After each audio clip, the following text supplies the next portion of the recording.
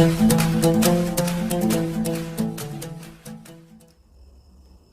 सभी प्यारे बच्चों का स्वागत है आपके अपने परिवार फ्यूचर ऑनलाइन क्लासेस सोनपुर में। मेरे प्यारे बच्चे, मैं आपको बताना चाहूँगा कि आज हम इस वीडियो में बिहार डीएलएड फर्स्ट ईयर सत्र 2025 से 27 के लिए हम आज बात करने वाले हैं पेपर आपका F1 के ऊपर, जो कि आपका ये 2022 का सवाल है। 2022 ईस्वी में जो फाइनल एग्ज़ाम में सवाल पूछे गए थे उन सारे सवालों के ऊपर बातचीत करने वाले हैं और आपको बताने वाले हैं कि आप उसका आंसर कैसे लिखेंगे। तो यह प्रीवियस ईयर सीरीज़ में आपका स्वागत है। 2021 का हमने करवा दिया है, 2022 का कराने वाला हूं, 2023, 24 और 25 तक मैं कराऊंगा। 5 साल का विगत क्वेश्चन कराने वाले हैं। तो आप सभी लोग ज्वाइन कर लीजिए और सेशन को लाइक कीजिएगा, अपने दोस्तों के साथ शेयर कीजिएगा और चैनल पर नए होंगे तो चैनल को भी लाइक शेयर एंड सब्सक्राइब जरूर कर लीजिएगा। तो यहाँ पर हम बता दें आपको, खंड जो है क की बात कर ले मेरे प्यारे बच्चे। तो खंड क जो होता है इसमें आपका सवाल जो है 6 पूछा जाता है। प्रत्येक सवाल में एक अथवा प्रश्न होते हैं। तो ये पहला सवाल यहाँ पर आपका पूछा गया है, समाजीकरण की अवधारणा को स्पष्ट करें। मैंने आपको बताया है और पढ़ाया भी है कि आखिरकार समाजीकरण क्या होता है, उसका कंसेप्ट क्या होता है, इसके बारे में आपको बताना है। समाजीकरण की बात कर लेंगे तो एक ऐसी प्रक्रिया है जिसके माध्यम से व्यक्ति जो होता है समाज में रहने योग्य बनता है। समाज के रीति रिवाज, रहन सहन, खान पान, बोल चाल, सभ्यता, संस्कृति आदि को जानता है, वो सीखता है। तो वही बात यहाँ पर है मेरे प्यारे बच्चे कि समाजीकरण वह प्रक्रिया है जिसमें व्यक्ति समाज के नियम, मूल्य, परंपरा और व्यवहार सीखता है। यह परिवार, विद्यालय, समुदाय और अन्य सामाजिक संस्थानों के माध्यम से होता है। समाजीकरण से व्यक्ति समाज के अनुकूल ढलता है और नैतिकता, भाषा, संस्कृति एवं सामाजिक दायित्वों को समझता है। उदाहरण के लिए परिवार से संस्कार और आचार व्यवहार सीखना प्रारंभिक समाजीकरण कहलाता है, जबकि विद्यालय में अनुशासन, ज्ञान प्राप्त करना द्वितीय समाजीकरण का भाग है। यह प्रक्रिया जीवन भर चलते रहती है और व्यक्ति को समाज का एक जो है सक्रिय सदस्य बनाने में काफ़ी जो है महत्वपूर्ण भूमिका अपनी अदा करती है। तो ये सवाल जो था आपका पहला था, समाजीकरण की अवधारणा। आप समझ गए, इसको लिख सकते हैं। अब हम इसी में अथवा सवाल आप करके पूछा गया था 2022 ईस्वी में सवाल आपसे पूछा गया था अथवा करके मेरे प्यारे बच्चे कि प्राथमिक एवं द्वितीय स्तर के समाजीकरण को उदाहरण के साथ स्पष्ट करें। मैं आपको बताना चाहूँगा, प्राथमिक जो समाजीकरण होता है वो आपका परिवार में होता है। वहीं पर अगर हम बात कर ले द्वितीय समाजीकरण तो ये आपका समाज में, विद्यालय में, मीडिया में, यहाँ पर आपका होता है। मीडिया की बात कर ले या आपको हम मेरे प्यारे बच्चे विद्यालय की बात कर ले तो यहाँ पर आपका ये समाजीकरण होता है। इतनी बातें आपको याद रखना पड़ेगा। अब हम इसके बारे में बता दें कि प्राथमिक समाजीकरण जब बच्चे जन्म लेते हैं, जन्म लेने के बाद वो माता पिता के पास रहते हैं, माता पिता से और अपने परिवार से जो भी कुछ सीखते हैं वो आपका प्राथमिक समाजीकरण के अंतर्गत आता है। वहीं पर द्वितीय समाजीकरण आपका बाहरी दुनिया हो गया, जैसे आपका समाज हो गया, मीडिया हो गया, विद्यालय हो गया, ये सब आपका द्वितीय समाजीकरण के मतलब आपके मुख्य स्रोत माने जाते हैं। वही प्रकार देखिएगा इस प्रश्न का जब आप उत्तर लिखिएगा मेरे प्यारे बच्चे तो आप लिख सकते हैं कि प्राथमिक समाजीकरण वह प्रक्रिया है जिसमें व्यक्ति अपने परिवार से भाषा, संस्कृति, परंपराएं और मूल्यों को सीखता है। उदाहरण के लिए समझिए, माता पिता से सही और गलत का ज्ञान प्राप्त करना। द्वितीय समाजीकरण विद्यालय, सहपाठी, मीडिया और अन्य सामाजिक स्रोतों के माध्यम से या संस्थाओं के माध्यम से होता है मेरे प्यारे बच्चे, जहां व्यक्ति सामाजिक नियम, अनुशासन, पेशेवर कौशल सीखता है। उदाहरण के लिए स्कूल में अनुशासन का पालन करना, समूह में कार्य करना और सामाजिक जिम्मेदारियों को समझना दोनों स्तर व्यक्ति के समग्र विकास में महत्वपूर्ण भूमिका निभाता है। ये बातें आप समझ गए। यानी कहने का मतलब है मेरे प्यारे मित्र कि प्राथमिक समाजीकरण जो होता है वो परिवार में लोग रहकर अपने सभ्य संस्कृति के बारे में जानते हैं। वहीं पर द्वितीय समाजीकरण जो होता है जिसमें आपका समाजीकरण में सहपाठी, मीडिया, विद्यालय महत्वपूर्ण भूमिका निभाता है, जहाँ पर व्यक्ति जो होता है सामाजिक संस्कृति, मूल्य, रीति रिवाज, रहन सहन, खान पान, बोल चाल को सीखता है। ये आपका द्वितीय समाजीकरण होता है और अनुशासन और व्यवहार जो है प्राथमिक समाजीकरण के माध्यम से सीखता वो जानता है। तो आप इसका आंसर लिख लीजिएगा। अगले सवाल की तरफ बात करते हैं, जो कि सवाल संख्या 2 नंबर आपसे पूछा गया था। 2022 ईस्वी की ये सवाल है और ये पूछा गया था मेरे प्यारे बच्चे, आपको बताना है कि बच्चों के समाजीकरण में विद्यालय की भूमिका महत्वपूर्ण है, वर्णन करें। कैसे? देखिए, समाजीकरण के बारे में समझ लिए कि बच्चों का समाजीकरण की बात कर रहे हैं, तो समाजीकरण एक ऐसी मतलब विधि है या प्रक्रिया है जिसके स्वरूप व्यक्ति जो होता है समाज में रहने योग्य बनता है, यानी सामाजिक गुणों को सीखता है, समाज के रीति रिवाज, रहन सहन, खान पान, बोलचाल, सभ्यता, संस्कृति आदि को जानता है, वो समझता है। उसी प्रकार मेरे प्यारे बच्चे, विद्यालय समाजीकरण का एक महत्वपूर्ण केंद्र है जहां बच्चे शिक्षा, अनुशासन और नैतिक मूल्यों को सीखते हैं। यह बच्चों को सहनशीलता, टीम वर्क, नेतृत्व और संवाद कौशल विकसित करने में सहायता करता है। शिक्षक और सहपाठी बच्चों के व्यक्तित्व निर्माण में सहायक होते हैं, जिसमें वो सामाजिक जीवन के लिए तैयार होते हैं। उदाहरण के लिए, स्कूल में समूह गतिविधियों और नैतिक शिक्षा बच्चों को सहयोग और समानता का महत्व सिखाती है। इस प्रकार विद्यालय समाज के आदर्श नागरिक तैयार करने में सहायता करते हैं, यानी कि बच्चों के समाजीकरण में विद्यालय काफ़ी महत्वपूर्ण भूमिका निभाते हैं, क्योंकि बच्चे जब विद्यालय में जाते हैं तो वहाँ पर उनको नैतिक मूल्यों को सिखाया जाता है। साथ ही साथ बच्चों के बीच रहन सहन, सहनशीलता, टीम वर्क, नेतृत्व, संवाद कौशल आदि कई प्रकार के जो है कौशल का विकास किया जाता है, जिसके स्वरूप जो होते हैं वह सारे बच्चे सामाजिक जीवन के लिए तैयार होते हैं और साथ ही साथ जो होते हैं वह आदर्श नागरिक तैयार करने में भी मदद करते हैं विद्यालय। तो इसका आंसर आप ऐसे लिख सकते हैं। इसी में आपका दूसरा नंबर सवाल का अथवा सवाल आपसे पूछा गया था, यहाँ पर देख सकते हैं मेरे प्यारे बच्चे, अथवा सवाल कि समाजीकरण की प्रक्रिया को स्पष्ट करें, यानी बच्चों का समाजीकरण कैसे होता है,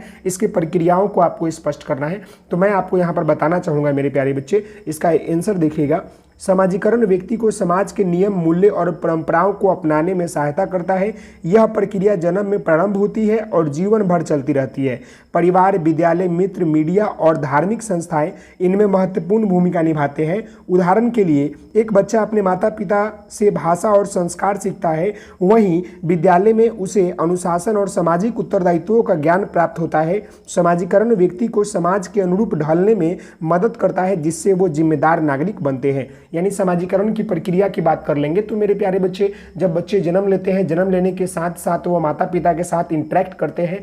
जब वो ज़्यादा समय माता पिता के पास रहते हैं तो अपने माता पिता के अनुकरण करके, नकल करके चीज़ों को जानते हैं, पहचानते हैं, तो उनसे प्राथमिक समाजीकरण होता है। ठीक उसी प्रकार प्राथमिक समाजीकरण को लेकर जब वो विद्यालय जाते हैं तो विद्यालय में शिक्षक जो होते हैं उनको द्वितीय समाजीकरण के तहत उनको सही गलत का क्षमता और जो समाज में रहने योग्य उनको जो कानून व्यवस्था, रीति रिवाज है उसके बारे में वो सिखाते हैं। तो ये दो प्रकार है आपका समाजीकरण का, लेकिन ये प्रक्रिया सीखने का जो है बच्चों का जन्म से ही प्रारंभ हो जाता है, जो कि मृत्यु तक चलती रहती है। क्लियर है? जी हाँ।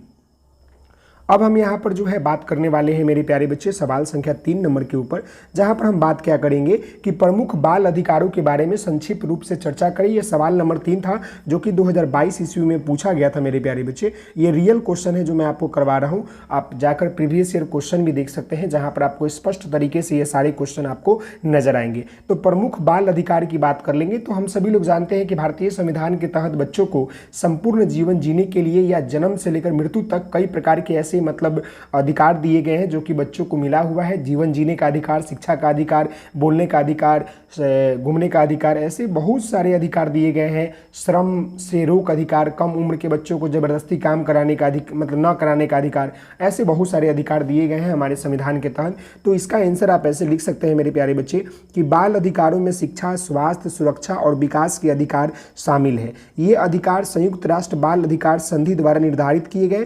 प्रत्येक बच्चों को भोजन, आश्रय, स्वास्थ्य सेवाएं और गुणवत्तापूर्ण शिक्षा प्रदान करने का हक है। बाल श्रम, शोषण और दुर्व्यवहार से सुरक्षा प्रदान करना भी इन अधिकारों का महत्वपूर्ण हिस्सा है। उदाहरण के लिए सर्व शिक्षा अभियान भारत में सभी बच्चों को निःशुल्क शिक्षा प्रदान करने की पहल है। इन अधिकारों से बच्चों का संपूर्ण विकास सुनिश्चित होता है। ठीक उसी प्रकार RTE एक्ट की बात कर लेंगे 2009 की, तो ये भी कहता है कि भारत में रहने वाले संपूर्ण जाति के संपन्न बच्चों को, चाहे वो किसी भी जाति, धर्म, संप्रदाय से क्यों ना बिलोंग करते हो, उन सारे बच्चों को निःशुल्क एवं अनिवार्य शिक्षा देने की बात कही गई है। तो आप इसका उत्तर ऐसे लिख सकते हैं। अब इसी में एक अथवा प्रश्न यहाँ पर पूछा गया था मेरे प्यारे बच्चे कि औपचारिक तथा अनौपचारिक शिक्षा में अंतर क्या है। मैंने आपको कई बार ये बताया है और ये सवाल रियल पूछा हुआ है। देखिए, औपचारिक का मतलब होता है इनफॉर्मल और फॉर्मल और इनफॉर्मल। ये देखिए, औपचारिक शिक्षा जो होता है हमें विद्यालय से मिलता है, लेकिन वहीं पर हम बात कर ले अनौपचारिक शिक्षा, तो ये हमें समाज से मिलता है, नहीं तो बाहरी दुनिया से मिलता है। बाहरी दुनिया से मिलता है, ये आप याद रखिएगा, बाहरी दुनिया से मिलता है। तो ध्यान देने की बात है, औपचारिक शिक्षा एक संरक्षित प्रणाली है जो विद्यालय, कॉलेज और विश्वविद्यालय में दी जाती है। इसमें पाठ्यक्रम, परीक्षण और प्रमाण पत्र होता है। उदाहरण के लिए स्कूल में गणित और विज्ञान पढ़ना औपचारिक शिक्षा है। अनौपचारिक शिक्षा जीवन के अनुभवों, परिवार, समुदाय, मीडिया के माध्यम से प्राप्त होता है। यह किसी निश्चित पाठ्यक्रम पर आधारित नहीं होता है, लेकिन यह व्यवहारिक ज्ञान को बढ़ावा देता है। उदाहरण के लिए घर पर माता पिता के नैतिकता सीखना या कार्यस्थल पर किसी वरिष्ठ व्यक्ति को कौशल सिखाना औपचारिक मतलब अनौपचारिक शिक्षा माना जाता है। यानी कह सकते हैं कि वैसी शिक्षा प्रणाली जो बच्चों को विद्यालय, कॉलेज में दिया जाता है वो आपका औपचारिक शिक्षा पद्धति कहलाता है। अनौपचारिक शिक्षा पद्धति की बात कर लेंगे तो वैसी शिक्षा प्रणाली जो बच्चों को समाज या बाहरी दुनिया से प्राप्त हो, वह जो होता है आपका अनौपचारिक शिक्षा कहलाता है। हमने आपको सवाल संख्या 3 के अथवा प्रश्न बता दिया। मैं आपको बता दूं, प्रत्येक सवाल में आपका 2-2 सवाल दिया रहता है शॉर्ट आंसर में। आप में से दोनों में से कोई भी आप उत्तर लिख सकते हैं, आपको परेशान नहीं होना है। साथ ही साथ अगर आप चैनल पर नए हैं तो चैनल को लाइक, शेयर एंड सब्सक्राइब जरूर कर लीजिएगा, ताकि आने वाले बच्चों को किसी तरह की कोई दिक्कत नहीं हो, उनको वीडियो जल्द से जल्द मिल जाए। चलिए अगला सवाल भी आपका जो है, ये सवाल पूछा गया था कि विद्यालय की आवश्यकता एवं महत्व पर प्रकाश डालिए। अब हम सभी लोग जानते हैं कि विद्यालय 2 शब्दों से मिलकर बना हुआ है, विद्या प्लस आलय, यानी कि ऐसा स्थान जहां पर शिक्षा या ज्ञान की प्राप्ति हो, उसी को हम लोग विद्यालय कहते हैं। तो उसकी आवश्यकता और महत्व काफ़ी ज़्यादा है, क्योंकि विद्यालय नहीं रहेगा तो हमारे समाज और बच्चों का विकास बेहतर तरीके से नहीं हो पाएगा।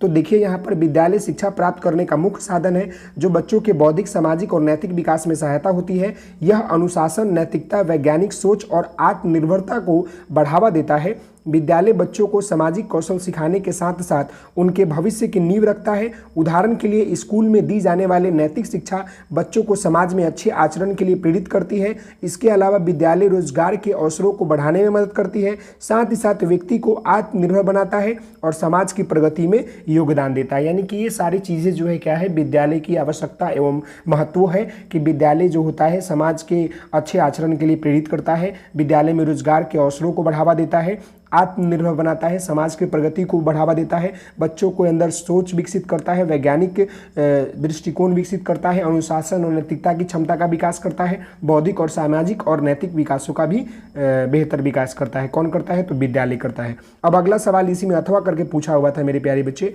कि समाज के शैक्षणिक कार्यों के बारे में लिखिए। यानी समाज के शैक्षणिक कार्य के बारे में लिखिए। यानी समाज का शैक्षणिक कार्य क्या है? तो मैं आपको बता दूं, एक समाज का शैक्षणिक कार्य यह है कि वहां पर रहने वाले प्रत्येक जाति, धर्म, संप्रदाय के बच्चों को प्रेरित करे विद्यालय के लिए, शिक्षा के लिए, अच्छे स्वास्थ्य, इन सभी चीज़ों के लिए वो क्या करे? बच्चों को प्रेरित करे। ये उनका शैक्षणिक कार्य। देखिएगा, समाज शिक्षा के माध्यम से नागरिकों को जागरूक, आत्मनिर्भर बनाने में सहायता करता है। शिक्षा केवल ज्ञान प्राप्त करने तक सीमित नहीं है, बल्कि यह सामाजिक मूल्यों, नैतिकता, वैज्ञानिक दृष्टिकोण को बढ़ावा देती है। समाज में विद्यालय, पुस्तकालय, समाचार पत्र, रेडियो, टेलीविजन, डिजिटल प्लेटफॉर्म शिक्षा का प्रमुख साधन है। उदाहरण के लिए राष्ट्रीय साक्षरता अभियान भारत में शिक्षा को बढ़ावा देने के महत्वपूर्ण पहल है। शिक्षा समाज की प्रगति का विकास का आधार है, जिससे लोग अपने अधिकारों और कर्तव्यों को समझ पाते हैं। तो समाज के शैक्षणिक कार्यों के बारे में बात कर ले तो समाज का शैक्षणिक कार्य मुख्य तौर पर यह है कि बच्चों को, नागरिकों को जागरूक करे, आत्मनिर्भर बनाने में मदद करे, साथ ही साथ समाज में विद्यालय, पुस्तकालय, समाचार पत्र, रेडियो, डिजिटल प्लेटफॉर्म के माध्यम से बेहतर तरीके से बच्चों को शिक्षा दे। साथ ही साथ जो होता है बल्कि सामाजिक मूल्यों, नैतिक और वैज्ञानिक दृष्टिकोण को भी बढ़ावा दे। ये समाज का क्या है? शैक्षणिक कार्य है। अब यहाँ पर हम 5वें नंबर सवाल की बात कर लेंगे, जहाँ पर शिक्षा, विद्यालय और समाज में क्या अंतर संबंध है, स्पष्ट करें। मेरे प्यारे बच्चे, मैं आपको बताना चाहूँगा शिक्षा, विद्यालय और समाज में क्या अंतर संबंध है। देखिए, तीनों जो है एक दूसरे से जुड़ा हुआ है। बेहतर शिक्षा होगा तो बेहतर विद्यालय होगा, बेहतर विद्यालय होगा तो समाज का विकास होगा। अगर अच्छा समाज चाहते हैं तो वहाँ पर विद्यालय और शिक्षा चाहिए। अगर आप बेहतर शिक्षा चाहते हैं तो विद्यालय और समाज की महत्वपूर्ण योगदान चाहिए। अगर आप बेहतर जो है विद्यालय चाहते हैं तो वहाँ पर शिक्षा और समाज का संबंध होना चाहिए। अच्छा, वही बात है कि शिक्षा, विद्यालय और समाज आपस में गहराइयों से जुड़े हुए हैं। विद्यालय शिक्षा का केंद्र होता है, जहां छात्रों को ज्ञान, नैतिकता और सामाजिक मूल्यों की शिक्षा दी जाती है। शिक्षा समाज की प्रगति में सहायक होती है, क्योंकि यह लोगों को जागरूक और आत्मनिर्भर बनाती है।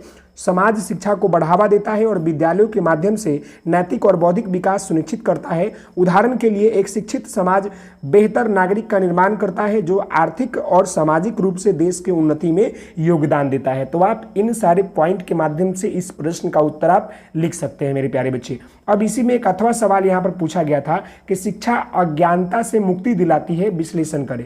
यानी अगर हम शिक्षा को ले लेते हैं तो अज्ञानता से कैसे मुक्ति दिलाती है, इसके बारे में आपसे पूछा गया था। अज्ञानता यानी कि अज्ञान, यानी जिसको ज्ञान ही नहीं हो, उससे अगर हमारे पास शिक्षा आ जाएगा तो ज्ञान आ जाएगा, तो ऑटोमेटिक है कि हमारा अज्ञानता दूर हो जाएगा। यानी ठीक उसी प्रकार जो व्यक्ति पढ़ेगा लिखेगा वो आगे बढ़ेगा, वो जो अज्ञानता है वो दूर हो जाएगी। तो यहाँ ध्यान दीजिएगा, शिक्षा व्यक्ति को अज्ञानता को मुक्त कर ज्ञान, तर्क और विवेकशीलता की ओर अग्रसर करती है। यह अंधविश्वास, रूढ़ियों और सामाजिक कुरीतियों को समाप्त करने में सहायता करती है। उदाहरण के लिए वैज्ञानिक शिक्षा लोगों को अंधविश्वासों से बचाकर तर्कशील बनाती है। इसके अलावा शिक्षा व्यक्ति को आत्मनिर्भर बनाती है, जिससे वो अपने अधिकारों और कर्तव्यों को समझकर समाज में एक जागरूक नागरिक की भूमिका निभा सके। इस प्रकार शिक्षा केवल ज्ञान प्राप्ति का साधन नहीं बल्कि सामाजिक परिवर्तन और प्रगति का भी आधार है। यानी कह सकते हैं कि अगर किसी व्यक्ति को शिक्षा प्राप्त होती है, ज्ञान आ जाता है, तो उसकी अज्ञानता जो है दूर हो जाएगी और साथ ही साथ वह व्यक्ति जो होता है आत्मनिर्भर और अपने आप के साथ साथ सामाजिक परिवर्तन और प्रगति का आधार भी बना लेता है। इसी में आपका जो है सवाल संख्या 6 नंबर पूछा गया था, शॉर्ट सवाल है, ये भी पूछा गया था कि ज्योतिबा फुले ने अपने आलेख में प्रस्तुत किन मुद्दों का उठाया है। ज्योतिबा फुले एक महान जो है दार्शनिक थे, जिन्होंने जो है सामाजिक भेदभाव, जातिवाद, स्त्रियां के खिलाफ आवाज़ उन्होंने उठाया था और उन्होंने महिलाओं के लिए भी मतलब बेहतर शिक्षा के लिए भी बढ़ावा दिया था। महिलाओं की शिक्षा को लेकर काफ़ी उन्होंने योगदान दिया था। तो याद रखिएगा कि ज्योतिबा फुले अपने आलेख में सामाजिक मतभेद, जातिवाद, स्त्री शिक्षा और शोषण के खिलाफ आवाज़ उठाई थी। उन्होंने ब्रह्मवादी या प्रीतिसत्ता महिलाओं की अशिक्षा पर कड़ा विरोध जताया। उनका मानना था कि निचली जाति के समान अधिकार दिलाने के लिए आंदोलन किए और विधवा, पुनर्विवाह एवं स्त्री शिक्षा को बढ़ावा दिलाया। उदाहरण के लिए उन्होंने अपनी पत्नी सावित्रीबाई फुले के साथ मिलकर पहला बालिका विश्वविद्यालय खोला, यानी बालिका विद्यालय खोला। उनके विचार सामाजिक न्याय और समानता पर केंद्रित था, जो कि आग भी प्रासंगिक थी। यानी कि ज्योतिबा फुले का मानना यह था कि वह जो थे सामाजिक भेदभाव को खत्म करना चाहते थे, जातिवाद को खत्म करना चाहते थे, स्त्री शिक्षा को बेहतर आधार बनाना चाहते थे और महिलाओं को लिए रात्रि विद्यालय भी खोला, दिन विद्यालय भी खोला, ताकि बच्चे और बच्चियां जो गरीब तबके के लड़कियां लड़के हैं जो कि शिक्षा से वंचित नहीं रहे। इनका मानना था, मुख्य तौर पर मैं आपको बताना चाहूँगा, ज्योतिबा फुले ने महिलाओं की शिक्षा पर और महिलाओं के हो रहे अत्याचार, सामाजिक भेदभाव, जातिवाद के ऊपर इन्होंने अपना योगदान दिया।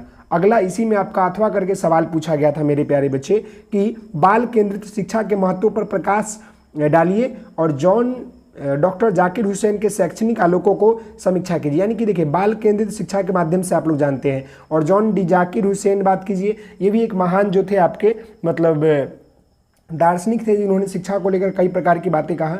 तो मैं आपको सबसे पहले यहाँ पर बाल केंद्रित शिक्षा के बारे में बता दूँ। बाल केंद्रित शिक्षा कहने का मतलब होता है कि बालक के अनुरूप या बालक के मन के अनुरूप या बालक के अकॉर्डिंग बच्चों को शिक्षा देना बाल केंद्रित शिक्षा कहलाता है। यानी कहने का मतलब है कि डॉक्टर जाकिर हुसैन बाल केंद्रित शिक्षा के प्रबल सार्थक माने जाते हैं, समर्थक माने जाते हैं। उनका मानना था कि शिक्षा केवल पाठ्यक्रम तक सीमित नहीं होना चाहिए, बल्कि बच्चों के नैतिक, मानसिक और व्यवहारिक विकास पर ध्यान देना चाहिए।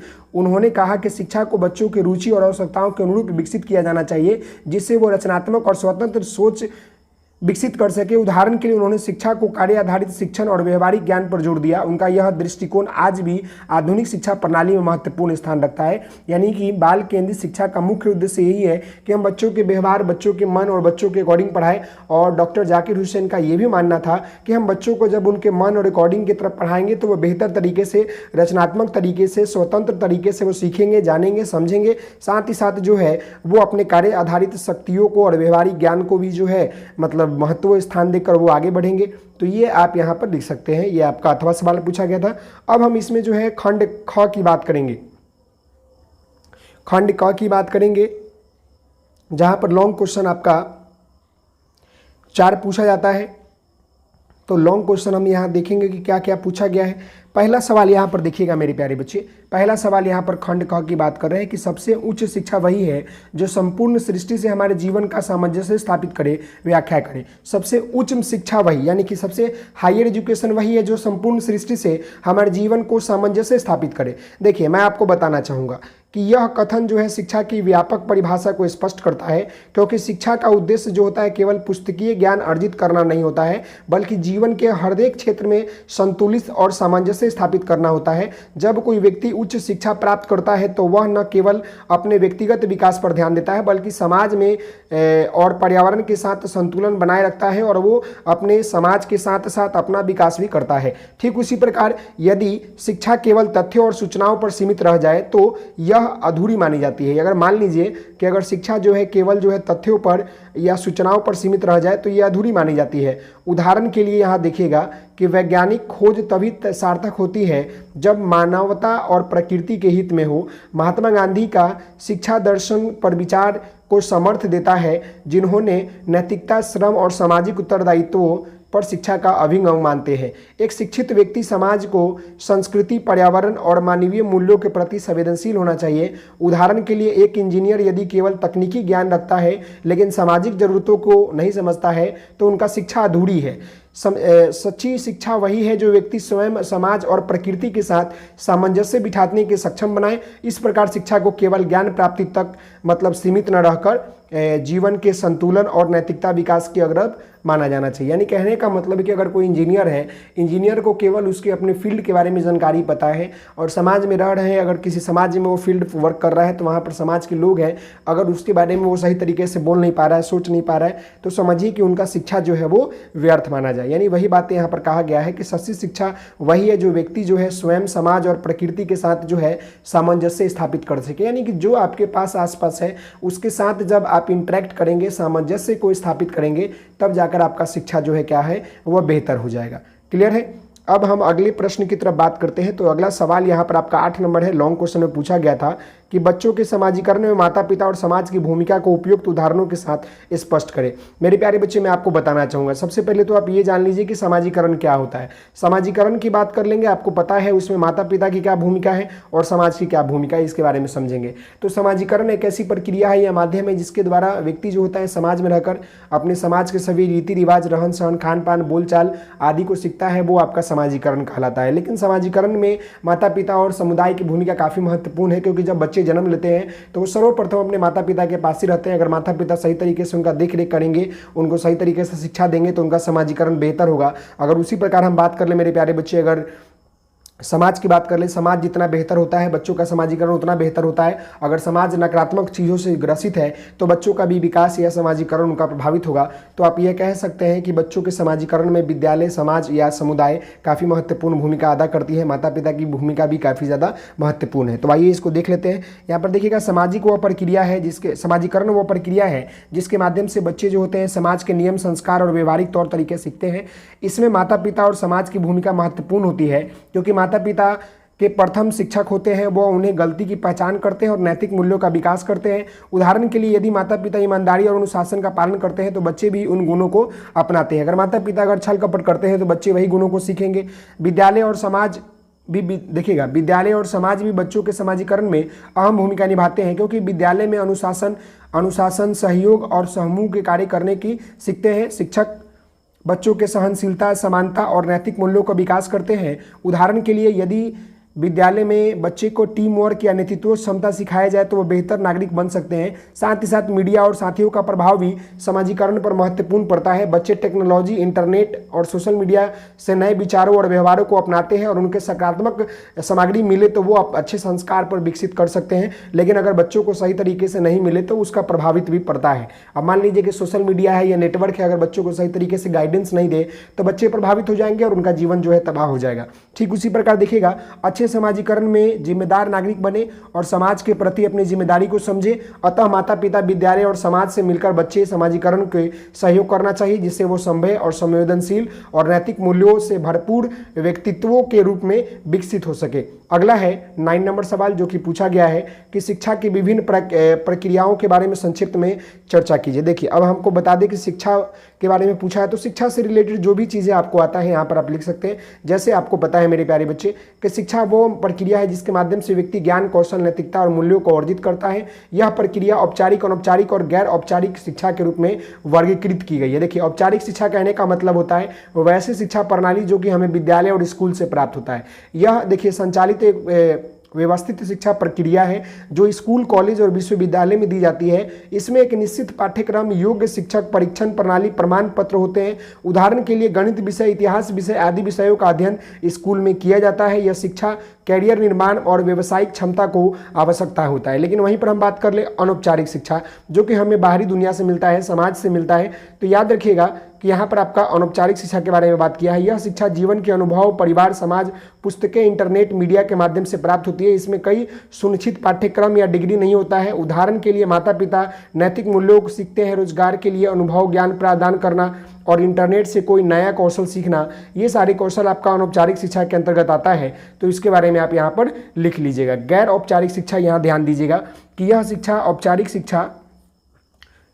औपचारिक शिक्षा की तरह होती है लेकिन पारंपरिक विद्यालय ढांचे में नहीं दी जाती है। इसमें व्यावसायिक प्रशिक्षण, ऑनलाइन पाठ्यक्रम शामिल होता है। उदाहरण के लिए कोई कौशल विकास केंद्र के सिलाई, कंप्यूटर, अन्य, ये सब क्या होता है, गैर औपचारिक होता है। यानी कि सिलाई करना, कंप्यूटर सीखना, गाड़ी चलाना सीखना, ये सब गैर औपचारिक के अंतर्गत आता है। इन सभी प्रक्रियाओं का मुख्य उद्देश्य व्यक्ति के सर्वांगीण विकास को बढ़ावा देना और समाज में उपयोगी करना होता है। ये बातें आप याद रखिएगा। अब यहाँ पर आपका सवाल नंबर 10 पूछा गया था, उच्चतम शिक्षा वह है जो संपूर्ण सृष्टि से हमारे जीवन को सामंजस्य स्थापित करे। अभी जस्ट हमने देखा है कि शिक्षा का उद्देश्य केवल ज्ञान प्रदान करना नहीं है बल्कि व्यक्ति के जीवन को संपूर्ण सृष्टि के साथ संतुलन में लाना है। जब शिक्षा व्यक्ति को नैतिक, सामाजिक और मानसिक रूप से विकसित करती है तभी समाज के प्रकृति के साथ सामंजस्य स्थापित कर पाता है। साथ ही साथ उच्चतम शिक्षा वह होती है जो केवल पुस्तकीय ज्ञान तक सीमित न रहकर व्यवहारिक अनुभवों से जुड़े होने चाहिए। यह शिक्षा व्यक्ति को जीवन के मूल्य, सहनशीलता, संवेदनशीलता, आत्मनिर्भर और प्रेरित करती है। उदाहरण के लिए यदि कोई पाठ्य पुस्तकों में विज्ञान पढ़े लेकिन पर्यावरण संरक्षण की जिम्मेदारी को न समझे तो उनका शिक्षा अधूरा माना जाएगा। महात्मा गांधी, रविन्द्रनाथ टैगोर और स्वामी विवेकानंद जैसे महान शिक्षाविदों ने इस विचार को सार्थक दिया कि शिक्षा केवल परीक्षा पास करने के माध्यम नहीं होना चाहिए बल्कि यह व्यक्तियों के सामाजिक, नैतिक, जागरूक बनाने के लिए होना चाहिए, मूल्यों का विकास होने के लिए होना चाहिए। आज के समय में जब मानवीय मूल्यों को हासिल हो रहा है और पर्यावरणीय असंतुलन बढ़ रहा है तो आवश्यक है कि शिक्षा का उद्देश्य केवल रोजगार प्राप्त करना ना होकर व्यक्ति के समाज और प्रकृति के प्रति जिम्मेदार भी होना चाहिए। जब भी शिक्षा व्यक्ति के आंतरिक और बाहरी दुनिया में संतुलित कर दे तभी वो वास्तविक दुनिया उत्तम शिक्षा कहलाती है। ये सवाल था। अब यहाँ पर आपका सवाल संख्या 11 था जहाँ पर आपको टिप्पणी करना था। जैसे आपका बिहार करिकुलम फ्रेमवर्क 2008, फिर अच्छे पाठ्य पुस्तक के विशेषताएं, जॉन डीवी, ये सब थे। तो आइए एक एक करके इसको देख लेते हैं। सबसे पहले यहाँ पर हम जो है बिहार पाठ्यचर्या की रूपरेखा 2008 के बारे में बात करेंगे जिसको हम लोग BCF 2008 कहते हैं। ये सवाल पूछा हुआ है। बिहार पाठ्यचर्या रूपरेखा 2008 में शिक्षा के सर्वांगीण सार्वभौमिक मानकों को ध्यान में रखते हुए विकसित किया गया। इसका उद्देश्य गुणवत्तापूर्ण शिक्षा को बढ़ावा देना है और बच्चों के समग्र विकास पर ध्यान केंद्रित करना है। इस पाठ्यचर्या में बाल केंद्रित शिक्षण, मूल्य आधारित शिक्षण और व्यवहारिक ज्ञान को बढ़ावा दिया गया है। इसमें प्राथमिक और माध्यमिक शिक्षा स्तर पर विज्ञान, गणित, भाषा, कौशल, सामाजिक विज्ञान जैसे विषयों को शामिल किया गया है। इसका मुख्य उद्देश्य छात्रों को आलोचनात्मक सोच और रचनात्मक और नैतिक मूल्यों का विकास करना है। यानी कि बिहार करिकुलम फ्रेमवर्क जो बनाया गया इसका मुख्य उद्देश्य क्या था कि हम बच्चों को जो है बाल केंद्रित शिक्षा, मूल्य और आधारित व्यवसायिक शिक्षा दे ताकि बच्चे जो है अपने आप जो है आलोचनात्मक, रचनात्मक और नैतिक मूल्यों का विकास कर सके। अच्छे पाठ्य पुस्तक की विशेषता क्या है? तो अच्छी पाठ्य पुस्तक की विशेषता होती है जो छात्रों को समझ और उनकी शैक्षणिक आवश्यकताओं के अनुरूप हो। इसमें सरल और स्पष्ट भाषा का प्रयोग हो जिसमें छात्र आसानी से विषय वस्तु को समझ सके, पढ़ सके। साथ ही साथ एक अच्छी पाठ्य पुस्तक का चित्र, चार्ट और उदाहरणों के साथ समावेशन होना चाहिए ताकि विषय को रोचक और व्यवहारिक बनाया जा सके। यह पाठ्यक्रम आवश्यकताओं को पूरा करते हुए छात्रों के बौद्धिक और नैतिक क्षमता में सहयोगी दिलाता है। क्लियर है? जॉन डीवी की बात कर ले तो जॉन डीवी एक प्रसिद्ध अमेरिकी दार्शनिक शिक्षाविद थे जिन्होंने प्रगतिशील शिक्षा पद्धति का सार्थक किया। उन्होंने शिक्षा को एक सतत प्रक्रिया माना जिसके अनुभव और प्रयोग के माध्यम से जोड़ दिया। जॉन डीवी के अनुसार शिक्षा केवल किताबी ज्ञान न रहकर बल्कि यह व्यक्ति के नैतिक और सामाजिक विकास पर भी ध्यान देना होना चाहिए, माध्यम होनी चाहिए। इसके विचार आज भी आधुनिक शिक्षा प्रणाली में महत्वपूर्ण माने जाते हैं, जहां पर परियोजनाओं आधारित शिक्षण और अनुभवात्मक अधिगम पर जोर दिया गया है। इसी के साथ मेरे प्यारे बच्चे मैं आपको बताना चाहूँगा, ये जो पेपर आपका F1 है 2022 का, जो भी सवाल आपसे पूछा गया था, ये सारे सवालों को हमने यहाँ पर आपको बताया है, समझाया है और साथ ही साथ हमने इसका आंसर भी करवाया है। आशा करते हैं कि आपको ये वीडियो पसंद आई होगी, तो प्लीज़ आप इस वीडियो को लाइक शेयर एंड सब्सक्राइब जरूर करेंगे। मिलते हैं नेक्स्ट वीडियो में, तब तक के लिए धन्यवाद। जय हिंद, जय भारत। आप लोग हंसते रहिए, मुस्कुराते रहिए, पढ़ाई करते रहिए। Take care, good night.